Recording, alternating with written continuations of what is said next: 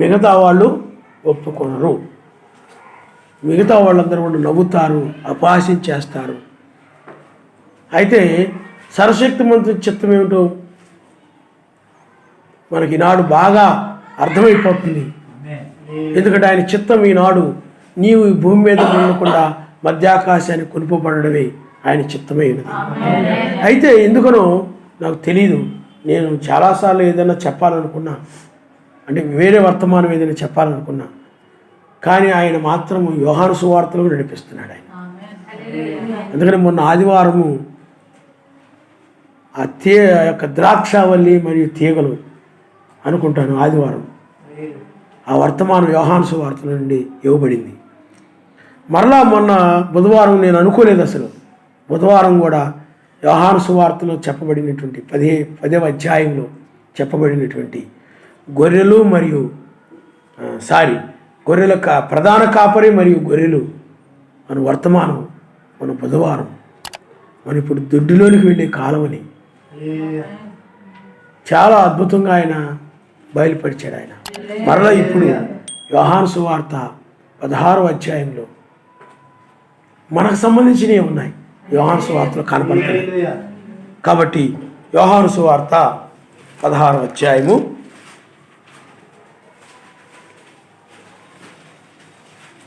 మీరు మొదటి నుండి మనం చదువుకుందాం. మీరు అభ్యంతర పడకుండా వల్లని ఈ మాటలు మీతో చెప్పుచున్నాను.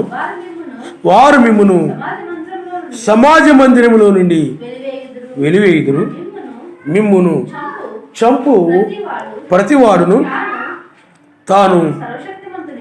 తాను సర్వశక్తిమంతునికి సేవ చేయుచున్నానని అనుకొను కాలం వచ్చుచున్నది.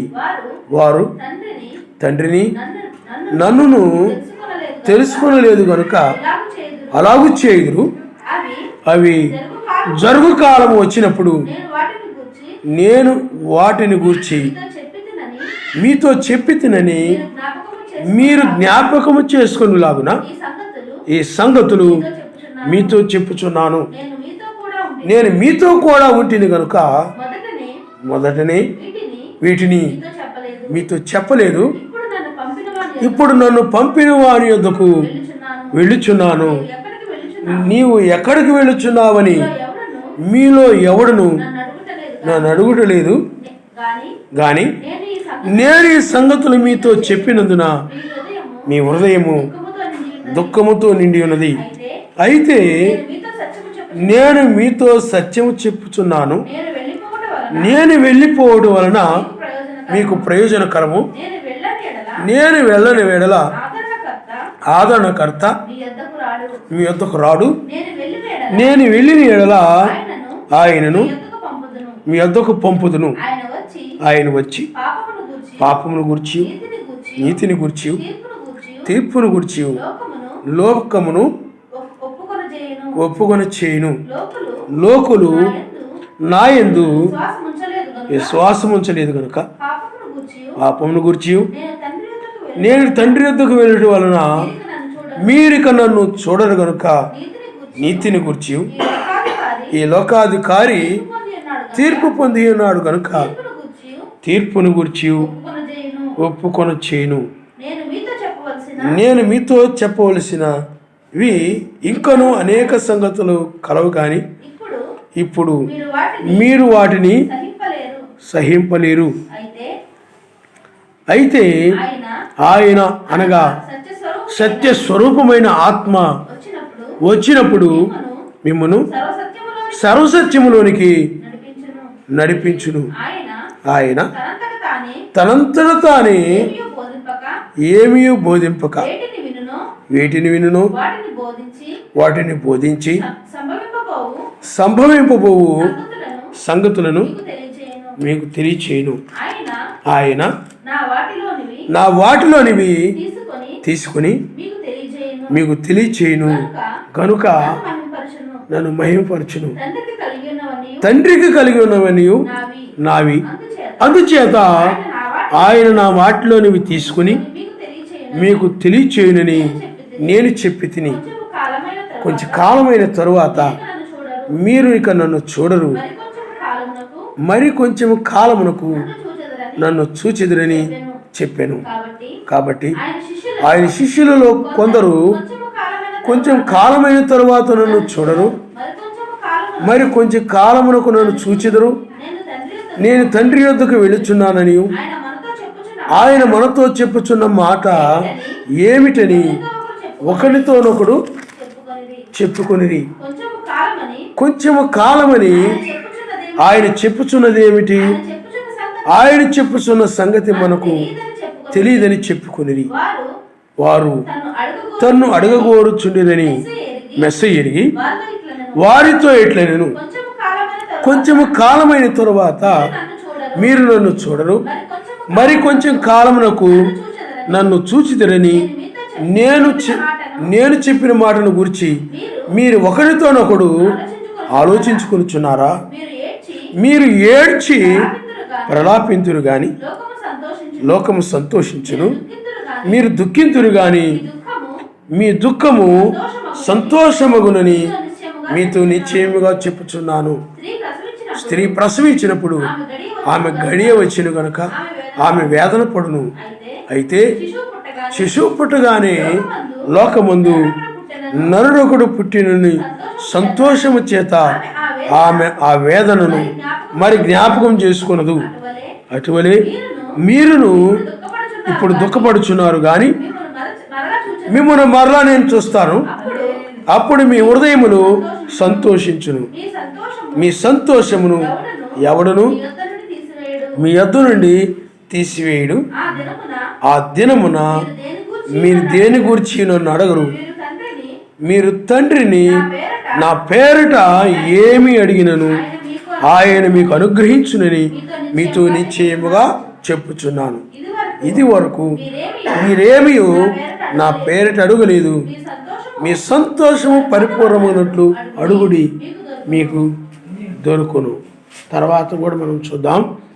చూడండి, ఇక్కడ మెస్సయ్య చివరిలో ఆయన వెళ్ళిపోయే ముందు ఆయన చెప్పినటువంటి మాటలు ఇవి. ఆయన ఏం చెప్పాడనంటే, కొంచెం కాలమే నేను ఉంటాను, ఆ తర్వాత నేను వెళ్ళిపోతాను, నేను వెళ్ళిపోయే సమయము ఇదే అని వాళ్ళతో చెప్తూ ఆయన ఏం చెప్తున్నాడంటే, మీరు దుఃఖిస్తారు కానీ అయితే నేను మరలా మిమ్మల్ని నేను కలుసుకుంటాను, మీరు నన్ను చూస్తారు, నేను వెళ్ళడం వల్ల మీకు మంచిది అని మాటలన్నీ చెప్పి మరలా ఏం చెప్పాడండి, ఒక ప్రసవ వేదన కలిగిన స్త్రీ ఆ బిడ్డ పుట్టిన తర్వాత ఆ ప్రసవ వేదన అంతా మర్చిపోతుంది, అలాగే మీరు కూడా ఎన్ని మర్చిపోతారు అని ఈ విషయాలన్నీ కూడా ఆయన చెప్పాడు. ఆయన నమస్కారం, హల్లెలూయా. అయితే ఈ విషయాలన్నీ చెప్తూ ఆయన ఏం చెప్పాడనంటే, ఆయన ఉన్నప్పుడు మనుషులు పాపాన్ని ఒప్పుకోవడం కానీ, ఆయన నీతిమంతుడని కానీ, తీర్పు లేనిది కానీ ఒప్పుకోలేదు. కానీ తర్వాత లోకం ఒప్పుకుంటుందని ఆయన చెప్పాడు. ఇదంతా ఏమిటనంటే, ఆయన సిలువ వేయబడి మరలా తిరిగి లేవడము, మరలా పెంతెకోస్తు పండుగ దినమున మరలా తిరిగి పరిశుద్ధాత్మగా ఆయనే కుమ్మరించుకోవడము, ఆ తర్వాత వాళ్ళని ప్రపంచమునకు సువార్త ప్రకటించడానికి ఉపయోగించుకోవడము, ఇవి మనం చూస్తున్నాం. ఆయన నామనిస్తాం, హల్లెలూయా. అందుకనే ఆయన చెప్పింది ఏమిటంటే, నేను వెళ్ళిపోయిన తర్వాత ఆదరణకర్త అంటే పరిశుద్ధాత్మ వస్తాడు, ఆయన నా వాటిలోని తీసుకొని మీకు బోధించును, మీరు సర్వసత్యంలో మీరు నడిపించబడతారు, ఇవి చెప్పాడు.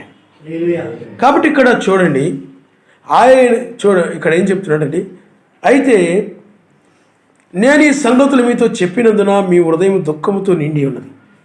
ఎందుకు అంటే ఈయన ఈ మాటలు చెప్పాడు. ఏం చెప్పాడనంటే, ప్రతివాడు వారు తండ్రిని నన్ను తెలుసుకొనలేదు కనుక అలాగూ చేయుదురు, అవి జరుగు కాలం వచ్చినప్పుడు నేను వాటిని గురించి మీతో చెప్పితేనని మీరు జ్ఞాపకం చేసుకునేలాగున ఈ సంగతులు మీతో చెప్పుచున్నాను. నేను మీతో కూడా ఉంటేని కనుక మొదటనే వీటిని మీతో చెప్పలేదు. ఇప్పుడు నన్ను పంపిణీ వాని యొద్దకు వెళ్ళుచున్నాను. నీవు ఎక్కడికి వెళ్ళుచున్నావని మీలో ఎవడు నన్ను అడుగుటలేదు. కానీ నేను ఈ సంగతులు మీతో చెప్పినందున మీ హృదయం దుఃఖముతో నిండి ఉన్నది. అంటే ఆయన నా తండ్రి యొద్దకు, అంటే నేను వెళ్ళిపోతున్నాను, నా కాలం అయిపోయింది, నాకు అప్పగించబడినటువంటి పరిచర్య అయిపోయింది, ఈ యొక్క సువార్త మీ ఇజ్రాయెల్ మధ్య ప్రకటించాల్సినటువంటి సమయం అయిపోయింది, కాబట్టి నా తండ్రి యొద్దకు నేను వెళుచున్నాను, లేకపోతే నేను కొంచెం కాలం మాత్రమే మీతో ఉంటాను, తర్వాత వెళ్ళిపోతాను అన్నప్పుడు వాళ్ళందరి హృదయాలన్నీ కూడా దుఃఖంతో నిండిపోయాయి. వాళ్ళందరి హృదయాలు ఏమైపోయినాయి చెప్పండి? దుఃఖముతో నిండిపోయాయి. అప్పుడు ఆయన ఏం చెప్పాడనంటే, అయితే నేను మీతో సత్యము చెప్పుచున్నాను, నేను వెళ్ళుట వలన మీకు ప్రయోజనకరము, నేను వెళ్ళని ఎడల ఆదరణకర్త మీ యొద్దకు రాడు. ఆయన అలాగే ఉండిపోయాడు అనుకోండి, పరిశుద్ధాత్మ రాడు. కాబట్టి నేను వెళ్ళడం వలన మీకు ప్రయోజనకరము. ఏం ప్రయోజనకరమయ్యా అంటే పరిశుద్ధాత్మ కుమ్మరించబడుతుంది. మీరు నా నామంలో మీరు బాప్తిజం పొందుతారు, పరిశుద్ధాత్మని వరం పొందుతారు. ఇవన్నీ జరుగుతాయి, మీ పాపక్షమాపణ కలుగుతుంది నేను వెళ్ళడం వల్ల. అది మీకు ప్రయోజనకరం. అందువల్ల ఈయన ఇంకా ఉంటే బాగుండు ఎక్కడికి వెళ్తానంటున్నాడు ఏంటి అని ఆ ప్రేమతో వాళ్ళు బాధపడుతున్నారు, అలాగ అనుకుంటున్నారు. కానీ ఆయన ఏం చెప్తున్నాడు చెప్పండి? నేను వెళ్ళుట మీకు ప్రయోజనకరం, మీకు మంచిది అన్నాడు. ఆయన నామనిస్తాను. హల్లెలూయా, హల్లెలూయా. మరి బ్రహ్నాం గారు, జాన్సన్ గారు వాళ్ళు నిద్రించినప్పుడు చాలామంది ఏడ్చారు. నేను కూడా ఏడ్చాను. జాన్సన్ గారు నిద్రించారు, అందరూ అనుకున్నారు ఫిలోమోన్ గారు ఏడ్చారు. అంతేకాకుండా ఆయన ఉన్నప్పుడు చాలా ప్రేమ ఆయన అంటే. అందుకనే అయ్యగారు నాకేం చేయలేదు ఫోన్ అని నేను ఎప్పుడు అనుకునేవాడిని కాదు. నేనే చాలాసార్లు కొంత దూరము సైకిల్ మీద వచ్చి ఒంగోలులో ఉన్నప్పుడు 3 గంటలకో 4 గంటలకో వచ్చి ఆ రింగ్ ఫోన్ నుండి అవి తీసుకొని ఆయనకి ఫోన్ చేసేవాడిని. ఎవరు నాకు ఫోన్ చేయండి అని చెప్పలా. ఆ ప్రేమ అలా నడిపించింది ఆయన నామనిస్తాను. హల్లెలూయా. పరిశుద్ధాత్మ నీలో ఉన్నప్పుడు ఎవరు చెప్పక్కర్లేదు, ఆ దానిని బట్టి ఫోన్ చేసి మాట్లాడేవాడు. ఆయన చనిపోయినప్పుడు, అంటే నిద్రించినప్పుడు సమాజంలో వాళ్ళందరూ కూడా ఏడ్చి ప్రార్థన చేశారు. మళ్ళీ తర్వాత ఎవరిని పంపించడం, ఆయన ఈ పరిచర్య ఏంటి? ఆ రోజున కూడా, అప్పట్లో కూడా నేను కూడా ఆయన ఆరోగ్యం సరిగా లేకపోతే, నాయన మమ్మల్ని తీసుకో, నన్ను తీసుకో, నేను ఎందుకు ఉపయోగం లేదు కదా, ఆయన ఉంటే సువార్త ప్రకటిస్తారు. ఎందుకంటే అప్పుడు మనకి ఇంకా తెలియదు సువార్త ద్వారాలు మూయబడతాయి విషయం అని తెలియదు. కాబట్టి ఏడ్చేసాము అందరం కూడా. ఆ రోజుల్లో ఆ శిష్యులు కూడా అలాగే ఏడ్చుండొచ్చు. అయ్యగారు కూడా 1995 ఇది క్యాలెండర్ కనపడలేదని చెప్పారు ఆయన, కల్లో ఉండకపోవచ్చని. ఇవన్నిటిని బట్టి అందుకనే మనం ఎప్పుడైనా కూడా వ్యక్తులు ఉన్నప్పుడు వారిని ఎంతగా ప్రేమించాలో మనం ప్రేమించాలి. వాళ్ళు దాటిపోయిన తర్వాత నువ్వు ప్రేమిద్దామన్నా వాళ్ళు ఉండరు. మీకు అర్థమవుతుందండి?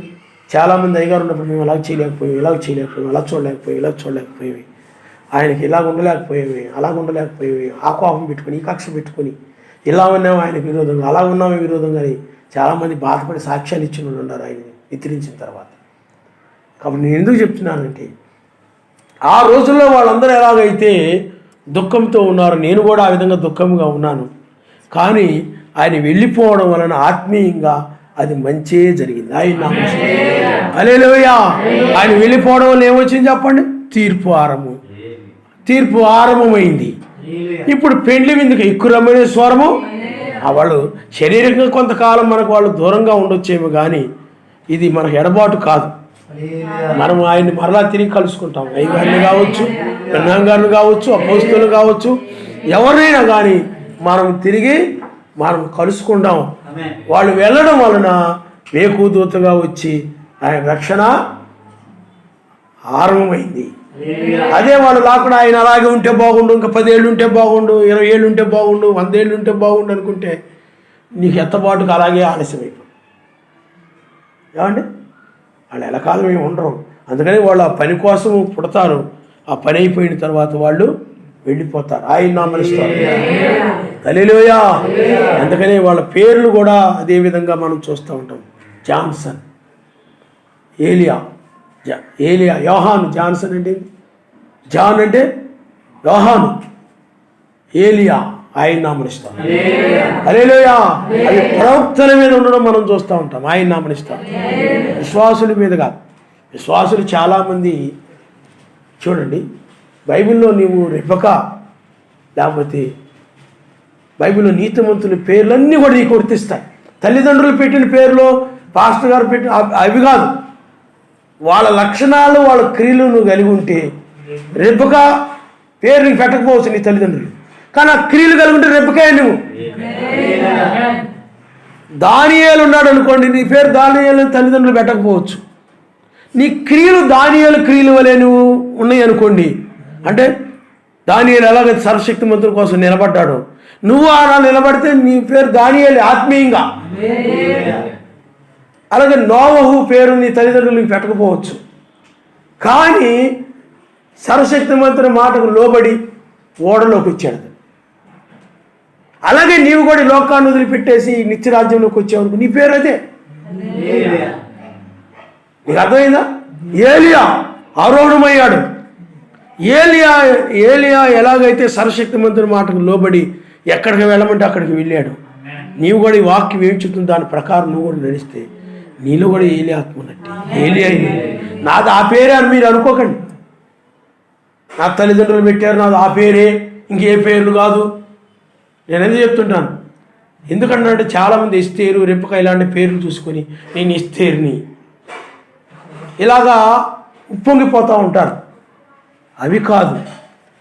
నీ క్రియలు, నీ జీవితము, నీ ప్రార్థన, నీ సహనము, నీ ఇవన్నీ కలిగి ఉంటే అబ్రాహాము పేరు నువ్వు కలిగి ఉన్నట్టే, ఇస్సాకు పేరు నువ్వు కలిగి ఉన్నట్టే, యాకోబు పేరు నువ్వు కలిగి ఉన్నట్టే. యాకోబు పేరు మార్చబడింది, ఇజ్రాయేల్ అనే పేరు నువ్వు కలిగి ఉన్నట్టే.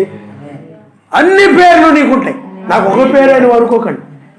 వాళ్ళలో ఉన్నవాడే నీలో ఉన్నాడు కాబట్టి ఆయన నామనిస్తాడు. హల్లెలూయా, హల్లెలూయా. అపోస్తలుడైన పౌలు, నీవు కూడా అంతే. ఆ పౌలులో ఉన్నటువంటి ఆత్మ నీలో ఉన్నది కనుక నీవు ఒక అపోస్తలుడు, పౌలు వలె. అందుకని అంటున్నాను చాలాసార్లు, పౌలు వలె నువ్వు నిలబడాలి, దానియేలు వలె నిలబడాలి.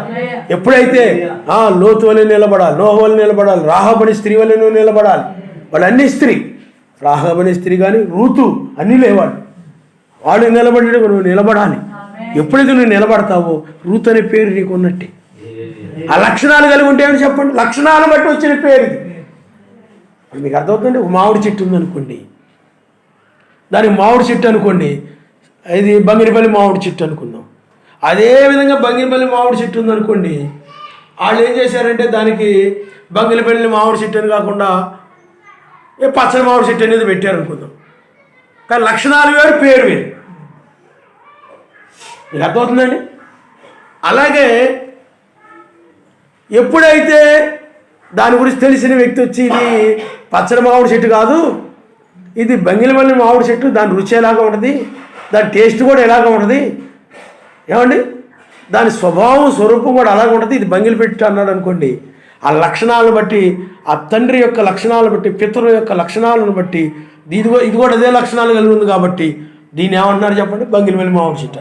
అలాగే నీలో కూడా అదే లక్షణాలు, మెస్సీ యొక్క లక్షణాలే, ఏలియా ఉన్న లక్షణాలే, అలా ప్రత్యేకంగా ఉండడం, ఏమండి అబ్రాహాములో ఉన్న లక్షణాలే, దానియేలులో ఉన్న లక్షణాలే, నువ్వు అలా నిలబడడం, ఇవన్నీ ఉన్నాయి అనుకోండి.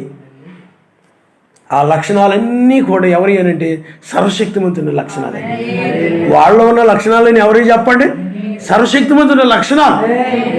అప్పుడు ఆ లక్షణాలు నీలో ఉన్నాయి కాబట్టి నువ్వేమవుతావు అంటే ఆయన వధువు అవుతావు. అందుకనే ఆయన శ్రీ యాషువా అయితే నువ్వు శ్రీమతి యాషువా అవుతావు. ఆయన హల్లెలూయా. ఎందుకంటే వారిలో కొన్ని గుణ లక్షణాలే ఉన్నాయి. ఏలియాలో కొన్ని గుణ లక్షణాలు మనం చూస్తుంటాం, అబ్రాహాములో కొన్ని విశ్వాసం అనేది అబ్రాహాములో గుణ లక్షణాలు చూస్తుంటాం. ఏలియా బాగా నమ్మకమైన వాడు. అలాగా ఒక్కొక్కరిలో కొన్ని గుణ లక్షణాలు కనబడతా ఉన్నాయి.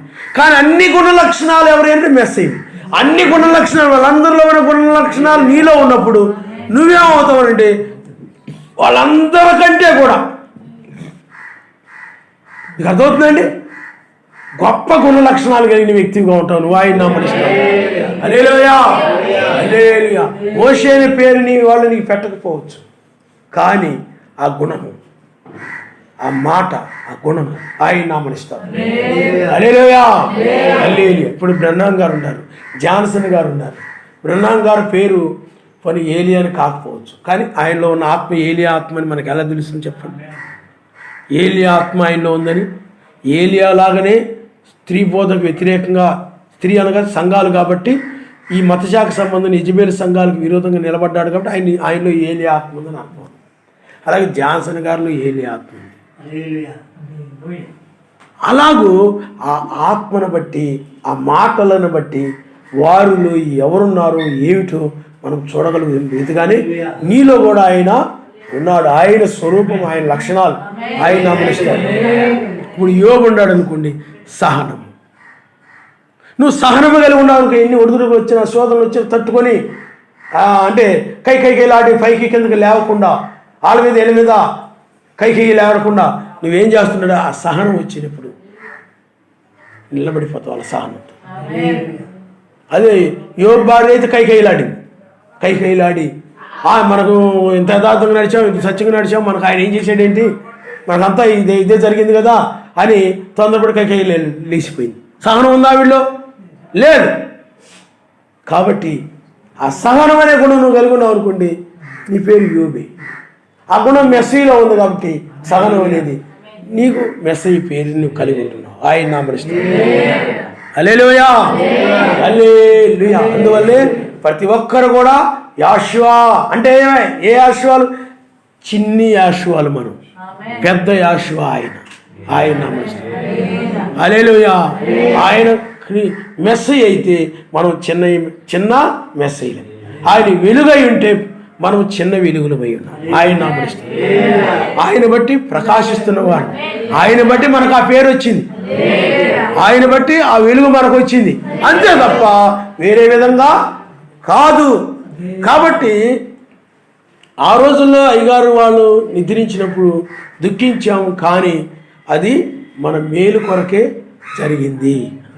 ఎందుకనంటే ఒక తీర్పు ఆరంభమవుతూ ఉంది. ఇవన్నీ విషయాలను మనం చూడగలుగుతున్నాం, వినగలుగుతూ ఉన్నాము.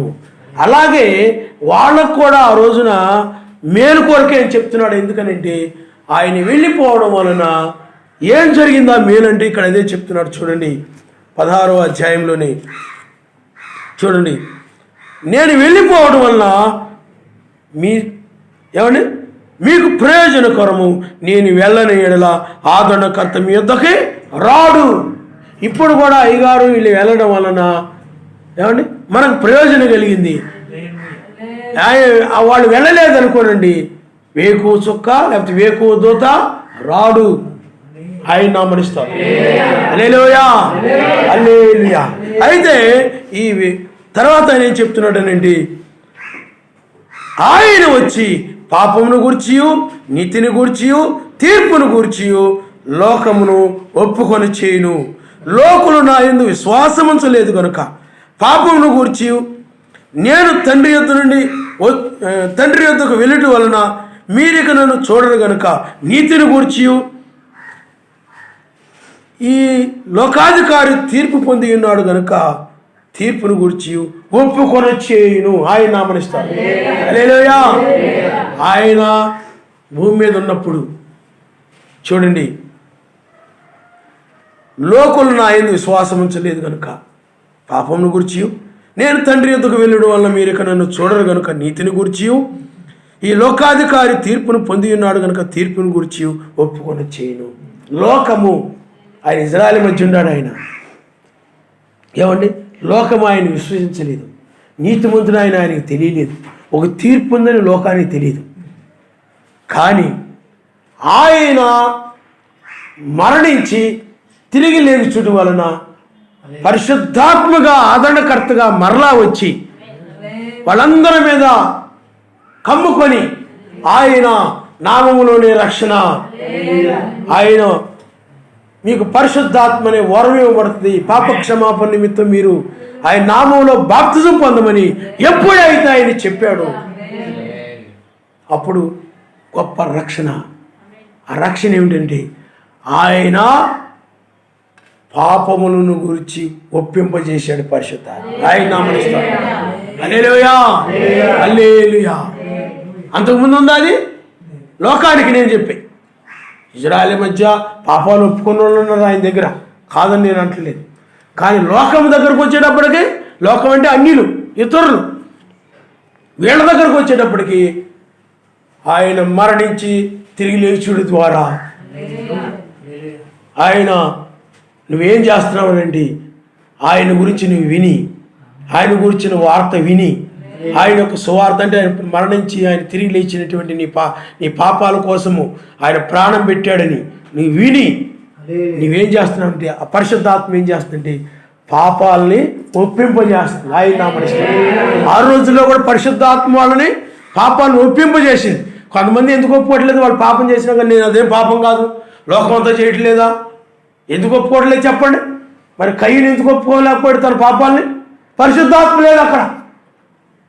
ఇజ్రాయేల్ ఉన్నారు, యూదులు ఉన్నారు, పరిసయ్యులు, సద్దూకయ్యులు ఉన్నారు. వాళ్ళు చేసేది పాపాలే, వాళ్ళ మాటలు పాపాలే, వాళ్ళ క్రియలు పాపాలే. వాళ్ళ యొక్క సున్నం కొట్టిన సమాధుల్లాగా ఉన్నారు. కానీ ఒప్పుకోగలిగారు వాళ్ళు? ఎందుకని? పరిశుద్ధాత్మ ఒప్పింప చేయకపోతే ఎవడు ఒప్పుకోడు. నీ పాపాలు ఒప్పింప చేసేది ఎవరు చెప్పండి? పరిశుద్ధాత్మే. మరి పాపాత్మలో స్త్రీ వచ్చింది, జక్కయ్య వచ్చాడు, వీళ్ళందరూ వచ్చారు. అందరూ కూడా మేము పాపులు, నేను చెప్పింది కరెక్టే, మేము అన్యాయంగా నడిచాము, మా పొరపాట్లు చేసాము, మేము నిజమే, మమ్మల్ని క్షమించండి అన్నారు. కారణం ఏంటి? ఎవరు ఒప్పించారు? అది పాపాలను ఒప్పింపజేసేది ఎవరు చెప్పండి? పరిశుద్ధాత్మ. పరిశుద్ధాత్మ లేదనుకోండి, నువ్వు ఇదేంటి ఇంత పాపాలు చేసిన నువ్వు ఒప్పుకోవట్లేదు ఏంటి? ఇలాగా అతని జీవితంలో చాలా పొరపాట్లు ఉన్నాయి, తప్పులు ఉన్నాయి, ఎన్ని ఉన్నాయి, కానీ ఒప్పుకోవట్లేదు ఏంటి? నువ్వు అనుకుంటుంటావు కానీ వాడు ఒప్పుకోడు. కారణం ఎందుకని? పరిశుద్ధాత్మ అతను ఒప్పించడం లేదు. పరిశుద్ధాత్మ ఉంటే కదా. పరిశుద్ధాత్మ ఉందనుకోండి, ప్రతి చిన్నదాన్ని కూడా అతను ఏమైపోతాడు చెప్పండి? ఆయన సన్నిధిలో తన పాపాన్ని, అవును నేను ఈ ఆజ్ఞని అతిక్రమించాను, నిజమే విగ్రహారాధన చేశాను, నేను నిజమే నా స్నేహితుల్ని నేను ద్వేషించాను, నిజమే సమాజంలో వాళ్ళ పట్ల నేను అసూయపడ్డాను, నిజమే సమాజంలో వాళ్ళ పట్ల నన్ను నేను హెచ్చించుకుని ఎలా పడితే అలా మాట్లాడాను, నిజమే నేను సమాజంలో వాళ్ళ కఠినుడుగా ఉన్నాను, ప్రేమించలేదు, ఆదరించలేదు. ఇవన్నీ కూడా పాపాలన్నీ కూడా ఆ పరిశుద్ధాత్మ నీకు చూయిస్తాడు. పరిశుద్ధాత్మ ఇదిగో నేను అలాగ చూశాను, ఇలాగ నడిచాను, ఆ జీవితం అంతా కూడా నీకు ఆ పాపపు చిత్రాన్ని చూయిస్తాడు వాడు. ఏమండి? ఆ పరిశుద్ధాత్ముడి ఆయన ఎవరు? వాడు అనగా పరిశుద్ధాత్మే. పరిశుద్ధాత్ముడి నీకు చూయిస్తాడు. ఆయన నామనిస్తాడు. హల్లెలూయా. ఆ చూయించడం ద్వారా అవును నేను త్రిత్వంలో బాప్తిజం పొందాను, తప్పే, రక్షణ లేదు నాకు, నామంలోనే రక్షణ కదా, నేను పాపిని, ఆయన నీతిమంతుడు, నీతిని కూడా, నీతి అనగా ఆయన పరిశుద్ధుడు, ఆయనలో ఏ పాపము లేదు, ఆయన పరిశుద్ధుడు. శిలువ మీద దొంగను ఒప్పింపు చేసింది పరిశుద్ధాత్మ. ఆయన శిలువ మీద దొంగ చూడండి, పాపాన్ని ఒప్పుకున్నాడు, నీవు నీతిమంతుడు అన్నాడు. ఆయన ఆయనలో ఏ పాపము లేదు. ఇది మనకైతే తగును. అతను నీతిమంతుడు, ఆయన నీతిమంతుడు, ఆయన ఒప్పింపు చేసింది ఎవరండి? పరిశుద్ధాత్మ. నిన్ను కూడా నామములో బాప్తిజం అనేది కరెక్ట్, అదే నీతి యావత్తు అని మెసేజ్ చెప్పాడు. కాబట్టి అదే నీతి. కాబట్టి నామంలోనే బాప్తిజం పొందితేనే నాకు పాపక్షమాపణ కలుగు అని నీ యొక్క అబద్ధాలు, మోసాలు, పాపాలు ఏమండి అన్నిటిని కూడా ఆయన దగ్గర ఆ పరిశుద్ధాత్మ నీకు చూయించడం ద్వారా, ఆయన చూయించడం ద్వారా నీవు ఒప్పుకుంటుంటావు. హల్లెలూయా, హల్లెలూయా. పొరపాటును వాడని అన్నామో నన్ను క్షమించండి. పరిశుద్ధాత్మ ఆయనే. కాబట్టి పిల్లారా, ఒప్పింపు చేసేది, నన్ను క్షమించును ఆయన అనిపించేది. అలాగా ఆయన దగ్గర ఒప్పుకునేలాగా నన్ను క్షమించు, నన్ను కనికరించు, నా పట్ల దయ చూయించు అని ఆ యొక్క ఒప్పింపు చేసేది పరిశుద్ధాత్మే తప్ప మరొకరు కాదు. అందువల్ల ఆయన వెళ్ళిపోవడం ద్వారా పాప క్షమాపణ వచ్చింది, ఒప్పుకోలు వచ్చింది. అందరూ కూడా ఆయన పరిశుద్ధుడు కాబట్టి, నీతిమంతుడు కాబట్టి ఆయన తిరిగి లేచాడు. నా కోసం ఆయన కలవరిశిలో రక్తాన్ని చిందించాడు. నాకు ఆయన యొక్క రక్తము ద్వారానే నా పాపాలు కడగబడతాయి. ఆయన నీతిమంతుడిని ఎవరు ఒప్పింపజేశారు చెప్పండి? నిన్ను పరిశుద్ధాత్మ, నువ్వు కాదు, పరిశుద్ధాత్మే నిన్ను ఒప్పింపజేసింది. అందువల్లనే నీవు 7వ దూత వర్తమానం సత్యం. జాన్సన్ గారు చెప్పే బోధ అది అపోస్తుల బోధ, అది సత్యము. నా పాపాలు పోవాలంటే నేను నామములోని బాప్తిజం పొందితేనే నా పాపాలు క్షమించబడతాయని, లేకపోతే నేను పాపినే అని ఆ విధంగా నిన్ను నీటి దగ్గరకు నడిపించి ఆ బాప్తిజం పొందేలాగా, నీ పాపాలు కడిగివేయబడేలాగా ఆ విధంగా ఆ కార్యాన్ని జరిగించింది ఎవరు చెప్పండి? పరిశుద్ధాత్మ. ఆయన అందుకు ఆయన అన్నాడు, నేను వెళ్ళకపోయినట్లయితే ఈ కార్యం జరగదు, నేను వెళ్ళడము మీకు మేలు. ఆ మేలు ఏమిటంటే మీరు కూడా పరిశుద్ధులు అవుతారు, నీతిమంతులు అవుతారు. ఆ రక్తంలో పాపాన్ని ఆ రక్తంలో పాపము కడిగివేయబడుతుంది అని చెప్పి,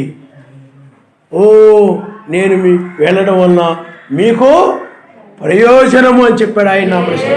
అదే బాప్తిజము. బాప్తిజం అనగా అర్థం ఏమిటంటే ఆయనతో పాటు నువ్వు కూడా చంపబడి, పొడవబడి, ఏమండి మరలా తిరిగి లేవడమే బాప్తిజమైనది ఆయన నామస్వామి. హల్లెలూయా. ఆ విధంగా నీవు నీటి బాప్తిజం పొందుట ద్వారా నీవు మరణించి మరలా తిరిగి లేచి నీవు నీతిమంతుడుగా జీవిస్తూ వస్తున్నావు. ఆయన నామస్వామి. హల్లెలూయా. అందువల్లే ఆయన వెళ్ళిన నువ్వు బాప్తిజం పొందిన వెంటనే పైకి తీసుకొని వెళ్ళొచ్చు. కానీ భూమి మీద ఉన్నప్పుడే నువ్వు ఆ నామంలోను బాప్తిజం పొందుట ద్వారా నిన్ను ఆయన పరీక్షిస్తాడు. ఆయన ఇశ్రాయేలు ఏం చేశాడనంటే ఆయన అమ్మోరీలు, కానానీలు, హిత్తీలు, పెరిజ్జీలు వాళ్ళందరి మధ్య ఉంచాడు ఆయన. ఎందుకనంటే నా కట్టల ప్రకారం నడుస్తారా లేదా, లేకపోతే అన్యులు చెప్పినట్టు నడుస్తారా పరీక్షిస్తామని చెప్పి వాళ్ళని ఆ అన్య జనుల మధ్య ఉంచాడు ఆయన.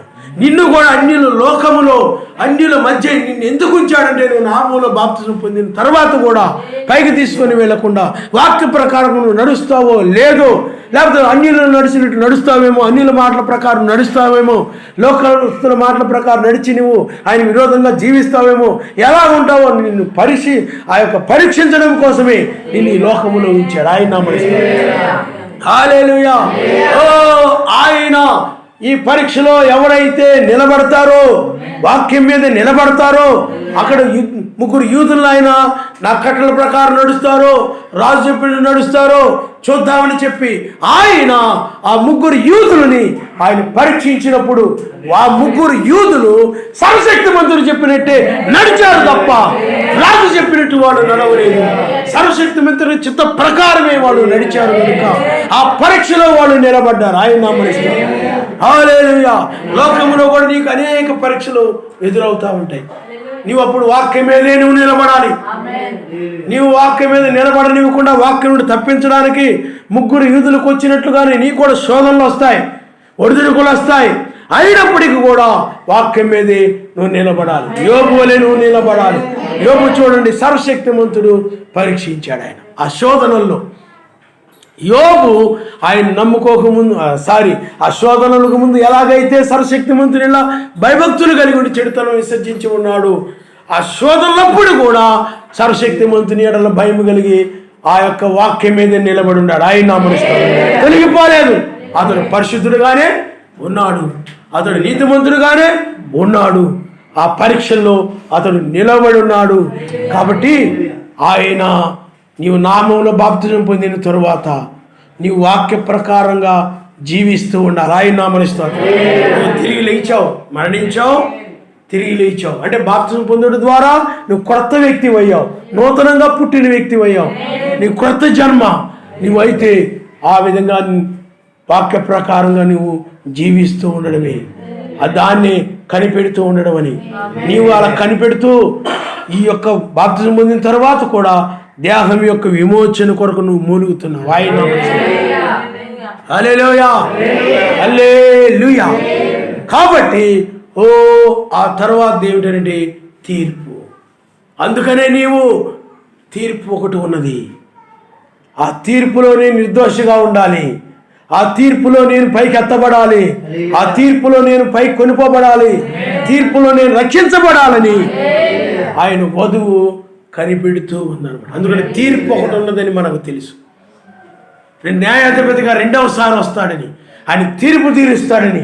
అందుకనే ఆ తీర్పు దినములు ఆ న్యాయాధిపతి ఎదుట దోషిగా ఉండకూడదని, నిర్దోషిగా ఉండాలని ఆ నామములో బాప్తిజం పొందిన నీవు నీతిమంతుడుగా నడుస్తూ ఉన్నావు. ఆయన నామములో హల్లెలూయా. నీతిని నువ్వు ఒప్పుకుంటున్నావు. పాపాన్ని నీవు పాపమును ఒప్పుకొని నామములో నువ్వు బాప్తిజం పొందావు. ఇప్పుడు నీవు ఆయన వాక్యముతో నడుచడం ద్వారా నీతిమంతుడివి. ఆయన నామరిస్తాడు. నీతి ఒకటి ఉన్నదని, అందుకని నీతిని గూర్చి ఆయన్ని గూర్చి ఆయన నీతిమంతుడని, ఆయన వల్ల నీవు కూడా ఉండాలని, ఆ విధంగా నీవు కూడా ఆయన మార్గంలో నడుస్తూ పరిశుద్ధాత్మ ఈ కార్యాలన్నీ జరిగిస్తావు. ఆయన నామరిస్తాడు. అంతేకాకుండా సెకండ్ కమింగ్ తీర్పు అంటే ఏమిటి చెప్పండి? తీర్పును గురించి ఒప్పింపజేయడం అంటే సెకండ్ కమింగ్ గురించి నువ్వు ఒప్పుకుంటున్నావు. ఆ ఒప్పింపజేస్తుంది ఎవరు? పరిశుద్ధాత్మే. ఇదిగో రెండవ రాకడ ఉంది. అప్పుడు న్యాయాధిపతిగా ఆయన వస్తాడు. ఆయన నీతిమంతులను రక్షిస్తాడు, పాపులను ఆయన నరికి అగ్గిలో పడేస్తాడు అని ఆ లేఖనాలు చెప్తున్న దాన్ని బట్టి ఆ తీర్పు ఉన్నదని నువ్వు ఒప్పుకొని ఆ తీర్పు న్యాయపీఠం మీద నిలబడాల్సి ఉన్నదని వాక్యం చెప్తుంది. మనందరము న్యాయపీఠ మీద ప్రత్యక్షము కావాలని వాక్యం చెప్తా ఉంది. చాలామంది ఏం చెప్తుంటారంటే వధువే తీర్పు తీరుస్తుంది అంటున్నారు. అది తప్పని. ఎందుకనంటే ముందు ఆమె నిర్దోషిగా తీర్పు తీర్చబడిన తర్వాతే, ఎత్తబడిన తర్వాతే, అది 1000 ఏళ్ల పాలన తర్వాత జరిగేటువంటిది. అది అర్థమవుతుందండి. ఎందుకంటే ఇప్పుడు ఆమె ఈ యొక్క న్యాయపు తీర్పులో న్యాయాధిపతి ఆమెను నిర్దోషురాలుగా, ఆ పరిశుద్ధాత్మ నిర్దోషురాలుగా నిలబెడతాడు. ఆయన నామనిస్తాడు. హల్లెలూయా. అందుకని ఆమె ఆ తీర్పు కొరకు కనిపెడతా ఉంది. తీర్పు ఉన్నదని ఒప్పుకున్నది. నువ్వు ఒప్పుకున్నావు తీర్పు ఉందని. ఆయన రక్షిస్తాడు, శిక్షిస్తాడు.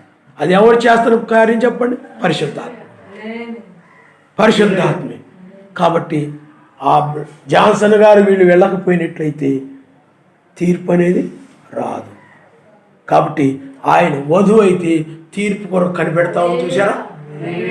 పాపాలను ఒప్పుకొని నీతిని గురించి ఒప్పుకొని ఆయనే నీతిమంతుడని ఆయన ఒప్పుకొని నీతిగా నడుస్తున్నటువంటి ఆయన వధువు తీర్పు కూడా ఒకటి ఉన్నదని ఒప్పుకొని ఉన్నటువంటి ఆమెను కొరకు రెండవసారి వస్తాడని వాక్యం చెప్తుంది.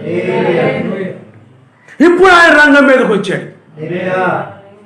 ఇప్పుడు చూడండి, ఆ పెంతెకోస్తు పండుగ దినాన పరిశుద్ధాత్మ కుమ్మరించబడినప్పుడు ఆ దుఃఖిస్తున్న వారంతా ఏడుపంతా పోయింది. అక్కడ రాయబడి చూడండి, అపోస్తుల కార్యంలో వాళ్ళు ఆనందించారని, ఏమండి ఒకరి అవసరాల్లో ఒకరు పాలు పొందారని, ఒక ఇంటి వారి వల్ల ఉన్నారని, మీ కుటుంబం వేరు మా కుటుంబం వేరు అనేది కాకుండా మనందరం కూడా ఒక కుటుంబం, మనందరం కూడా ఒకటే. ఏమండి ఆ యొక్క భావంలోకి వచ్చేసారు. అంతకుముందు అనేట్లయితే మా కుటుంబం వేరు మీ కుటుంబం వేరు, నీ కుటుంబం వేరు మా కుటుంబం వేరు, ఆ విధంగా ఉండేవారు. కానీ అందరం కూడా ఒక కుటుంబంలోని వారిమే. అందరూ కూడా ఆనందించారు. దుఃఖం పోయింది, మెస్సీని గురించి దుఃఖం పోయింది వాళ్ళకి. ఇప్పుడు కూడా మనకి ఆ అయ్యగారి గురించి ఆ దుఃఖం పోయి ఇప్పుడు ఏం జరిగిందనంటే ఆయన ఇప్పుడు వేకువదూతగా రంగం మీదకి వచ్చాడు. వేకువదూతగా రంగం మీదకి వచ్చాడు. ఇప్పుడు తీర్పును ఆయన ఆరంభించాడు. ఇప్పుడు తీర్పును ఆరంభించడం ద్వారా ఇప్పుడు ఈ తీర్పును కూడా ఒప్పింపజేస్తుంది ఎవరు చెప్పండి? పరిశుద్ధాత్మ. ఆయన తీర్పు ఉన్నదను ఒప్పింపజేసింది పరిశుద్ధాత్మే. ఇప్పుడు 1996లో తీర్పు ఆరంభమైందని, న్యాయాధిపతిగా ఉన్నాడని, వేకువజామునే తీర్పు ఆరంభమైందని, వేకువజామునే వాక్యం చెప్తా ఉంది.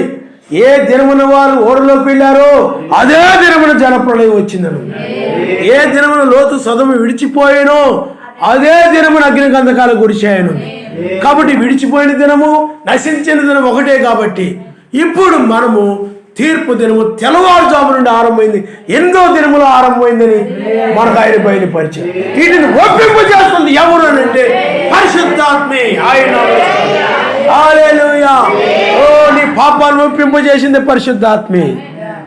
నీతిని గురించి, నీతనగా మెస్సయే ఆయన గురించి ఒప్పింపజేసి ఆయన నామంలో బాప్తిజం పొందేలాగా నిన్ను ఒప్పింపజేసి ఆయన నామంలో నీవు బాప్తిజం పొంది నిన్ను నీతిమంతులుగా చేసింది. పాపమంతా పోయింది, నీ పాపమంతా క్షమించబడింది, నువ్వు నీతిమంతులు అయ్యావు, ఆ నీతితో నువ్వు జీవిస్తూ ఉన్నావు. ఇదంతా ఎవరు జరిగించారంటే ఆదరణకర్త పరిశుద్ధాత్మ. ఆయన హల్లెలూయా హల్లెలూయా. తీర్పును గురించి కూడా నువ్వు ఒప్పుకుంటున్నావు. ఇంతకు ముందు అంతా కూడా ఒప్పుకొని ఉన్నావు, నువ్వు తీర్పు ఒకటి ఉన్నది, 2వ రాకడ ఒకటి ఉన్నదని ఒప్పుకున్నావు నీవు. కానీ ఇప్పుడు అది జరుగుతున్నప్పుడు దీన్ని కూడా నీవు ఒప్పుకున్నావు. పాపాన్ని ఒప్పుకున్నావు, ఆయన నీతిమంతుడిని ఒప్పుకున్నావు, బాప్తిజం పొందావు, మరలా 2వ రాకడ ఉందని ఒప్పుకున్నావు. ఇప్పుడు 2వ రాకడను కూడా నువ్వు ఒప్పుకున్నావు అంటే అది ఒప్పింపజేస్తుంది ఎవరు చెప్పండి? పరిశుద్ధాత్మ. ఒప్పుకునేలాగా చేస్తుంది ఎవరు చెప్పండి? ఈ వర్తమానం ఆమెనని అనేలాగా ఏమండి నిన్ను ఒప్పింపజేస్తుంది ఎవరు చెప్పండి? ఏ మనుషులో కాదు. ఒప్పుకోరా ఒప్పుకోరా ఒప్పుకోరా అని చాలామంది, కొంతమంది ఏమంటారంటే బాప్తిజం పొందరా, బాప్తిజం పొందరా, బాప్తిజం పొందరా, మా అమ్మ పడలేకపోతున్నాను, మా నాన్న పడలేకపోతున్నాను, ఇంట్లో వాళ్ళు పడలేకపోతున్నాను, ఆ బాప్తిజం పొందైతే గొడవ తిరిగిపోతాయి అనుకొని మనుషులు పడలేక ఒప్పుకొని బాప్తిజం పొందామనుకోండి, పని చేయదు. ఆ బాప్తిజం ఉపయోగం లేదు, ఎందుకంటే వాళ్ళు కూడా పడలేక పొందేశాం. అది కాదు, పరిశుద్ధాత్మ నిన్ను ఏం చేస్తానండి? నువ్వు పాపివి, నువ్వు దోషివి, నువ్వు అపరాధివి, ఉగ్రత రాబోతా ఉంది, నువ్వు నశించిపోతావు, తీర్పు ఉగ్రత, నువ్వు ప్రమాదంలో పడిపోతావు, నువ్వు ఇప్పుడు నీ పాపాలను నువ్వు కడిగేసుకో, నామలో నువ్వు బాప్తిజం పొందు అని పరిశుద్ధాత్మ నీటి దగ్గరికి తీసుకొచ్చి ఏమండి ఆ బాప్తిజంలో నడిపించి ఆ రక్తము ద్వారా నీ పాపాలని కడిగివేసి నువ్వు నీతిమంతులుగా లెగిస్తావు తిరిగి. ఎవరు చేశారు చెప్పండి? పరిశుద్ధాత్మ. నీకు ఎవరు చెప్పలా? అంటే ఎవరు ఒప్పింపు చేయలా? పరిశుద్ధాత్మ ఒప్పింపు చేసింది. చెప్పాము కానీ ఒప్పుకోవాలి కదా.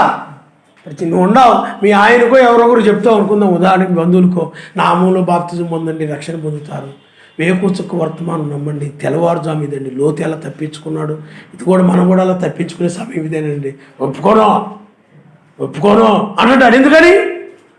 పరిశుద్ధాత్మ ఒప్పింపు చేయగల. నువ్వు చెప్తుంటే ఒప్పుకుంటున్నాడా?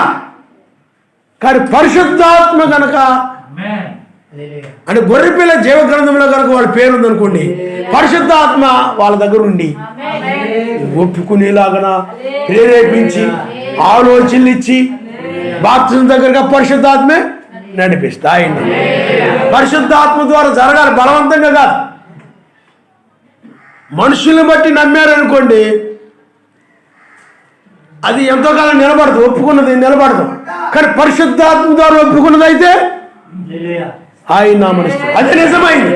పరిశుద్ధాత్మ ఒప్పింపజేయాలి. ఆ పరిశుద్ధాత్మ ఎవరినైతే ఒప్పింపజేస్తుందో వారే ఈ చివరి కాలంలో ఈ తీర్పు దినాన్ని కూడా ఒప్పుకుంటారు. 8వ దినమని, వేకువజాములో ఉన్నామని, ఇది పునరుద్ధాన సమయమని, ఇది అంత్య దినమని, మెస్సయ్య ఏ దినమనైతే లెగిచాడో అదే దినములో నీవు కూడా తిరిగి లెగుస్తావని. ఆ 8వ దినం, ఎందుకంటే పునరుద్ధానం ఒక దినం ఉంది, అందుకనే మార్త అంటది అంత్య దినమున లేపబడతారని నేను ఎరుగుతున్నట్టు ఆమె. కానీ ఆయన ఏమన్నాడంటే పునరుద్ధానము జీవమును నేనే అన్నాడు ఆయన. కాబట్టి ఇప్పుడు పరిశుద్ధాత్మ నిన్ను ఏం చేస్తాంటే ఒప్పింపజేస్తా ఆయన. హల్లెలూయా హల్లెలూయా. కాబట్టి ఇప్పుడు నీవు ఇక్కడ ఏం జరుగుతుందంటే అగ్ని బాప్తిజాన్ని నువ్వు పొందుతున్నావు ఆయన. హల్లెలూయా హల్లెలూయా. నీటి బాప్తిజం ద్వారా ఏం జరిగిందనంటే నీవు రక్షించబడ్డావు, కానీ లోకము ఇంకా అక్కడ ఉందన్నమాట. మరలా లోకము నిన్ను పడగొట్టడానికి అవకాశం ఉంది, లోకాశలు నిన్ను వెంబడిస్తూ ఉండొచ్చు. కానీ ఇక్కడికి వచ్చేటప్పటికి ఏం జరుగుతుందంటే అగ్ని బాప్తిజం అనగా వాక్యమే అగ్ని. నా మాట అగ్ని వంటిది కాదా? అలాగే పరిశుద్ధాత్మే అగ్ని జ్వాలలుగా అని ఉంది బైబిల్లో. ఈ బాప్తిజం 8వ దినమున పొందడం ద్వారా పూర్తిగా నీలో ఉన్నటువంటి మొత్తం కూడా కాల్చివేయబడింది. ఆయన నామనిస్తాం. హల్లెలూయా. అందుకని నోహ కాలంలో ప్రపంచానికి ఒకసారి నీటి బాప్తిజం ఇవ్వబడింది. నీకు కూడా బాప్తిజం ఇవ్వబడింది. 2 బాప్తిజాలు ఉన్నాయి. ఆ నోహ కాలంలో నీటి బాప్తిజం ఇవ్వబడితే ఆ నీటి బాప్తిజం వల్ల లోకమంతా కూడా నశించింది. నశించినా కానీ మరలా పాపపు లోకం వచ్చేసింది. పాపపు జనులు వచ్చేసారు. నోహ యొక్క సంతానం నుండి ఆమనబడిన వ్యక్తి ద్వారా నిమ్రోదు, కానాను, నిమ్రోదు అల్లుండోళ్ళందరూ వచ్చేసారు. మరలా మత సంబంధమైన సిద్ధాంతాలు ఇవన్నీ వచ్చేసాయి.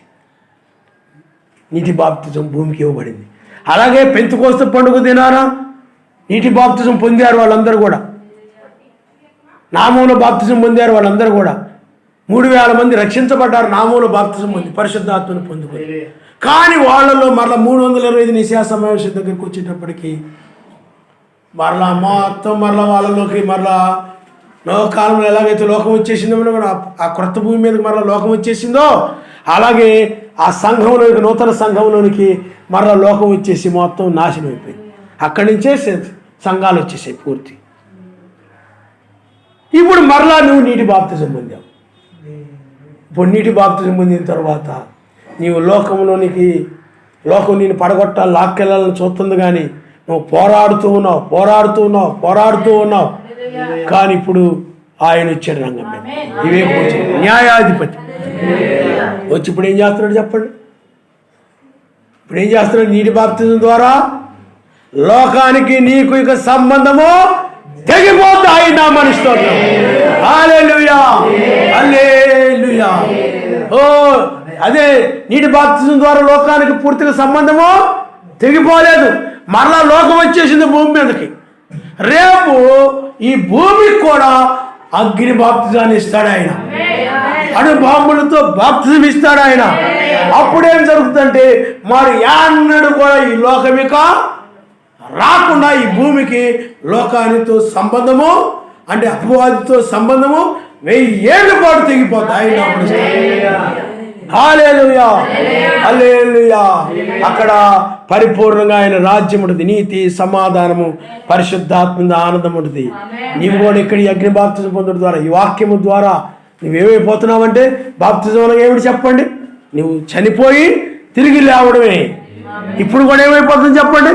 నీవు అనగా ఎవరు అని అంటే నీవు. అందుకని నీవు బైబిల్లో రాయబడింది, కొలస్సీయుల రాసిన పత్రికలో ఏం రాయబడిందంటే నీవు పైనున్న వాటి మీదనే కానీ, నీవు మృతి చెందినట్లయితే పైనున్న వాటి మీదనే కానీ భూ సంబంధమైన వాటి మీద మనసు పెట్టుకుని కుడి అని ఉంటుంది. నీవు మృతిని అందడం అంటే ఏమిటంటే ఆదాము వల్ల వచ్చిందంతా నీవు. అందుకే నీవనగేమిటి? ఒకప్పుడు నువ్వు ఆయన ఎరగక ముందు నీలో ద్వేషం ఉండేది, లోకాశలు ఉండేవి, ఐక్య విచారాలు ఉండేవి, ఈ లోక సంబంధం. ఎందుకంటే నీవనగా ఈ లోకానికి సంబంధించిన వ్యక్తివి కాబట్టి ఆ గర్వం ఉండేది, హెచ్చింపు ఉండేది. వాళ్ళందరికీ ఏం తెలుసు? నాకేం తెలుసు అని ఒక హెచ్చింపుతో నువ్వు ఉండేవాడివి. లేకపోతే ఈ యొక్క కక్ష ఉండేది అనుకుందాం. ఈ రకరకాలన్నీ ఏమైపోతుంది? అది నీవు, నీ స్వభావం. అని శరీర స్వభావం, శరీరమే నీవు. అది తల్లిదండ్రుల ద్వారా అనగా ఆదాము వాళ్ళ ద్వారా, అవ్వ ద్వారా, ఆ యొక్క సాతాను ద్వారా ఆ విధంగా వచ్చాయి అవన్నీ కూడా. ఇప్పుడు ఏం జరుగుతుందనంటే ఇప్పుడు నీవు పూర్తిగా చనిపోతావు. మొదట నీటి బాప్తిజం పొందినప్పుడు చనిపోయావు, మరలా తిరిగి అది ఇచ్చేసింది, అది వెంబడిస్తుంది, పోరాడుతున్నావు దాని నుండి.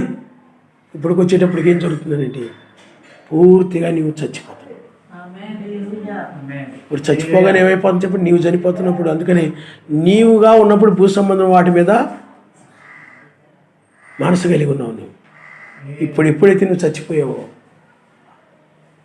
నీ ఆశలు, ఆలోచనలు, శరీరాశలు, శరీరేచ్ఛలు, ధనాపేక్షలు, వస్తు వ్యామోహాలు, రకరకాలవన్నీ కూడా చచ్చిపోయింది. ఇప్పుడు నీ మనసు అయితే దేని మీద ఉంటుంది చెప్పండి? పైకి. హల్లెలూయా.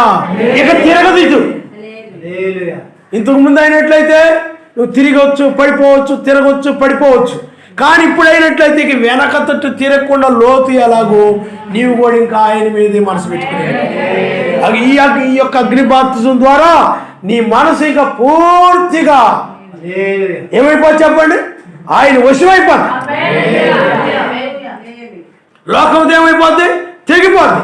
నీటి బాప్తిజం ద్వారా లోకంతో నువ్వు ఇంకా పూర్తిగా తెగలేదు. అందుకనే లోకంతో నువ్వు పోరాడుతూ ఉన్నావు. కానీ ఇప్పుడు వచ్చినప్పుడు ఇప్పుడు ఆయన వచ్చి ఏం చేశాడనంటే, ఓ లోకానికి నీకు మధ్య నిలిచి తెంచి వేస్తున్నాడు. అగ్ని బాప్తిజం ద్వారా నీవు పూర్తిగా చనిపోయి ఇక మళ్ళీ తిరిగి బ్రతకడం అనేదిక లేకుండా ఏ కారణం ఏంటిదండి, ఆ శరీరాన్ని ఆయన మార్చేస్తున్నాడు. ఆయన ఈ ఉడదు. ఎందుకంటే నీతి, సమాధానం, పరిశుద్ధాత్మ, ఆనందం ఎప్పుడు పొందుకుంటావో ఆ తర్వాత ఈ శరీరం కూడా ఏమైపోతుంది చెప్పండి, మారిపోతుంది. ఈ మారిపోయినప్పుడు ఈ శరీరం పూర్తిగా పర సంబంధమైంది కాబట్టి, ఈ లోక సంబంధమైంది కాదు కాబట్టి ఇంకా నీకు శరీర ఆశలు, శరీర లోకాశలు ఇవన్నీ ఉండవు. పూర్తిగా పర సంబంధమైంది అయిపోద్ది. అందుకని ఆత్మ సంబంధంగా ముందుకోవాలి. అప్పుడు శరీరం మారుతుంది. అది ఉదయం మారకుండా శరీరం మారదు. నువ్వు ఎలా ఉన్నా శరీరం మారదు. కాబట్టి ఆయన ఇప్పుడు యుద్ధరంగంలోనికి వచ్చి ఆయన ఏం చేస్తున్నాడండి, నీకును లోకానికి మధ్య నిలిచి, ఐగుప్తులకి ఇజ్రాయెల్కి మధ్య నిలిచినట్టుగా నీకు లోకానికి మధ్య నిలిచి ఇంకా నీకు వారికి సంబంధం లేకుండా తెంచి వేస్తాను. హల్లెలూయా. అందుకని ఇప్పుడు నువ్వు వాటి నుండి ఏమైపోతున్నావు చెప్పండి, తెగిపోతున్నావు. నీటి బాప్తిజం వల్ల తెంచబడలేదు. అవి నీలోకి బాప్తిజం పొందినా కానీ నీలో సాతాను లక్షణాలు, కొన్ని లోక లక్షణాలు నీలో ఆశలో ఏవో కనపడతా వచ్చాయి. ఇప్పుడు మరలా ఇంకా అలాంటి ఏమీ లేకుండా ఏం చేస్తుంటే చెప్పండి, అగ్ని బాప్తిజం ద్వారా ఈ తీర్పు దినములో కాబట్టి వీటన్నిటిని కూడా ఒప్పింపజేసేది ఎవరు చెప్పండి, పరిశుద్ధాత్మే. తీర్పును కూడా పరిశుద్ధాత్మే ఒప్పింపు చేయను, ఆయన నామనిస్తాను. హల్లెలూయా. ఆ తర్వాత చూడండి 25వ వచనం నుండి, ఈ సంగతులు గూఢార్థంగా మీతో చెప్పి తిని, అయితే నేను ఇక ఎన్నడను గూఢార్థంగా మీతో మాట్లాడక తండ్రిని గురించి మీకు స్పష్టంగా తెలియచెప్పుగడి వచ్చుచున్నది. ఆ దినమందు మీరు నా పేరట అడుగుదురు గాని మీ విషయమై నేను తండ్రిని వేడుకొందునని మీతో చెప్పుటలేదు. ఇక్కడ చూడండి, ముందేమో తండ్రి తండ్రి అన్నాడు, ఇక్కడేదో మాట మార్చాడు అనుకుంటారు చాలామంది. ముందేమన్నాడు చెప్పండి, తండ్రి తండ్రి అని ప్రార్థించేవాడు. అప్పటి వరకు అందరూ ఏమన్నారంటే, తండ్రి ఎవరో మాకు చెప్పయ్యా, మాకు చూయించయ్యా అని అడిగితే, నన్ను చూస్తే తండ్రిని చూసినట్టే అన్నాడు ఆయన. అందరు కొంతమంది ఏమనుకున్నారంటే, తండ్రి ఒక ఆయన ఉండాలి కావాలి పైన, ఈయన కొమ్మవాడు అని అనుకున్నారు.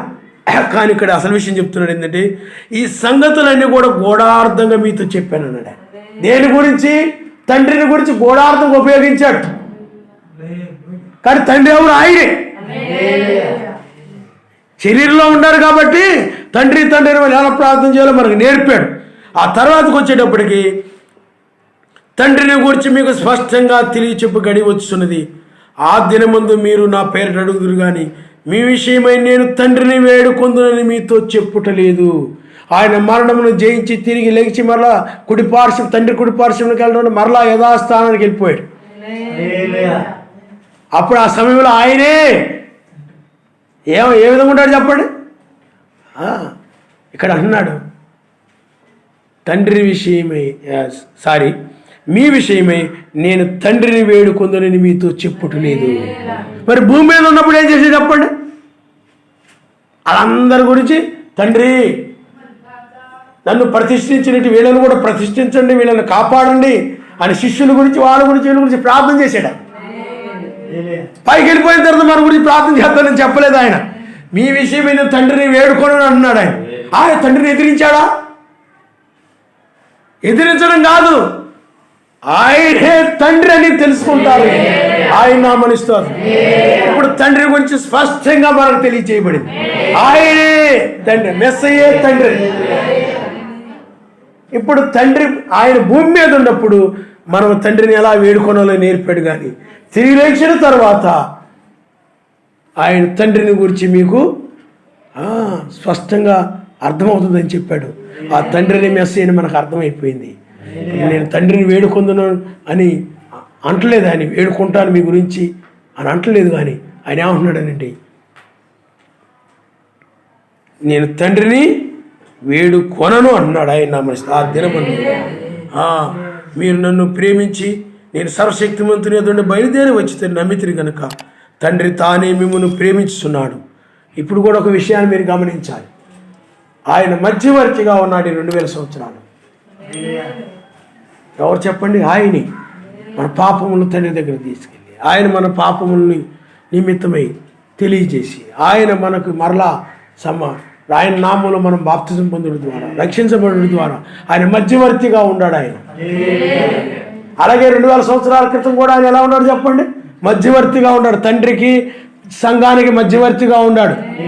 పరిశుద్ధ ఆయన మరలా అంటే ఇజ్రాయెల్ కాలంలో శరీరంలో ఉన్నప్పుడు మధ్యవర్తిగా ఉన్నాడు ఆయన. ఆ తర్వాత మరలా 7 సంఘకాలంలో కూడా మధ్యవర్తిత్వాన్ని వర్తించాడు మన గురించి. వాళ్ళకి ఆయన తెలియజేయడం, ఆయన విషయాలు మనకు తెలియచేయడం, అలా మధ్యవర్తిగా ఉన్నాడు కృపా సింహాసనం మీద ఉన్నప్పుడు. కానీ ఇప్పుడు తీర్పు సింహాసనం మీద ఉన్నాడు, మధ్యవర్తిగా కాదు. ఆయనే మరలా రంగం మీదకి వచ్చాడు. ఆయన హల్లెలూయా, హల్లెలూయా. ఇప్పుడు ఆయనే తండ్రిగా ఉన్నాడు. ఆయన మధ్యవర్తిగా కాదు, ఆయనే స్వయంగా రంగం మీదకి వచ్చాడు. ఇప్పుడు కృపా సింహాసనం మీద ఉండి తీర్పు సింహాసనం మీదకి వచ్చాడు. ఇప్పుడు నీవు ఆయన అడుగు, ఆయన నామస్తే తండ్రి వద్దకు వెళుచున్నాను వారితో చెప్పిన. అలాగే శిష్యులు, ఇదిగో ఇప్పుడు నీవు గూఢార్థంగా ఏమీ చెప్పక స్పష్టంగా మాట్లాడుచున్నావని సమస్తము ఎరిగిన వాడవని, ఎవరు నీకు ప్రశ్న నగత్యం లేదని ఇప్పుడు ఎరుగుదము. సమస్తం ఎరిగిన వాడు ఆయన. ఏమండి? సర్వశక్తిమంతుని ఎదురు బయలుదేరి వచ్చి దీనివల్ల మేము నమ్ముచున్నామని చెప్పగా, మెస్సయ్య వారిని చూసి మీరు ఇప్పుడు నమ్ముచున్నారా? ఇదిగో మీలో ప్రతివాడును ఎవరి ఇంటికి వాడు చెదరిపోయి నన్ను ఒంటరిగా విడిచిపెట్టు గడి వచ్చే ఉన్నది. అయితే తండ్రి నాతో ఉన్నాడు కనుక నేను ఒంటరిగా లేను. నా యందు మీకు సమాధానము కలుగునట్లు ఈ మాటలు మీతో చెప్పుచున్నాను. లోకంలో మీకు శ్రమ కలుగును, ఆయనను ధైర్యం తెచ్చుకుని నేను లోకమును జయించి ఉన్నానని. అంటే ఆయన ఎలాగ ఇస్కరియోతు ఎలాగా ముద్దు పెట్టి అప్పగిస్తాడు, అప్పుడు ఆయన ఎలాగా ఇజ్రాయేలు అలాగా రోమీలు ఆయన బంధించి ఆ విధంగా సిలువ వేస్తారో ఆ విషయాలని చెప్తున్నాడు. అప్పుడు మీరు ఎక్కడో అక్కడి ఒంటరిగా ఆయన వదిలిపెట్టి వెళ్ళిపోయారు ఎటులటు. ఎందుకంటే ఆ శ్రమలకు భయపడిపోయి, ఆ రోమా సైన్యం చంపుతారని భయపడిపోయి, యూదులకు భయపడిపోయి ఆయన ఒంటరిగా వదిలిపెట్టేశారు ఆయన్ని. అప్పుడు ఆయన సిలువలో మరణించాడు, మరలా తిరిగి లేచాడు, ఆదరణకర్తగా వచ్చాడు. ఆయన ఇప్పుడు కూడా సేమ్ అదే జరుగుతుంది.